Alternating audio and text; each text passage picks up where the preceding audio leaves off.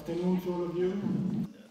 These 21 points, the Pope calls them reflections, but he's the boss. So do you think that's a euphemism for orders, or if I could say commandments?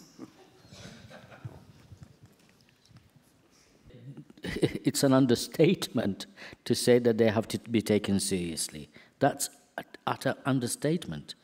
We're going to discuss those, and even if there are things that have not been discussed enough, they're going to be part of the follow-up to the meeting. So those 21 points tell you that you will not be able to get an answer for those 21 points in 3 days, but there's a roadmap for you there in the future development of policy, the law.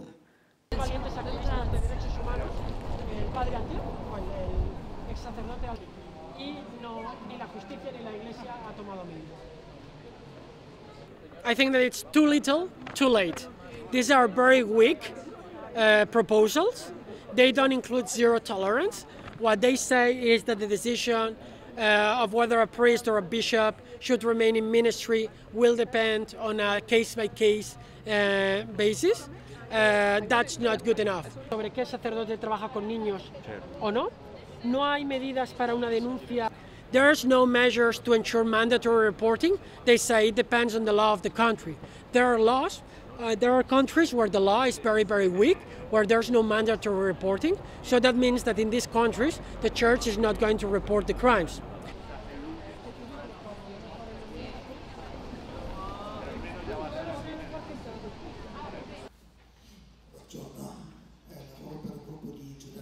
It's not that I hadn't heard these voices before. I have.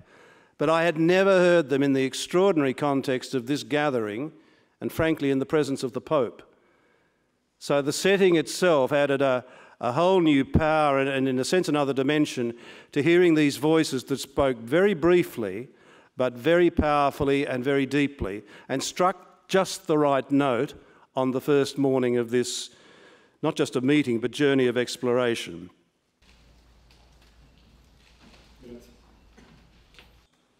From a culture of silence, which may be a very understandable but primitive and unacceptable defense mechanism, we need to pass for a culture of disclosure.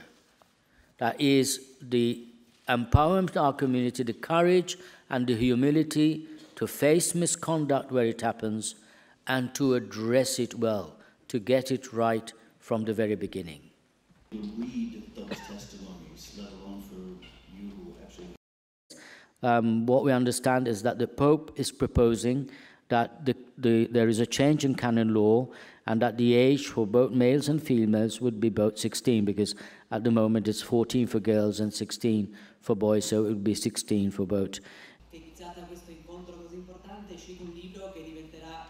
Il problema del matrimonio delle bambine, diciamo, piccole, questo è un punto importante, ecco, che la Chiesa insiste che per il matrimonio ci vuole una maturità da parte delle persone.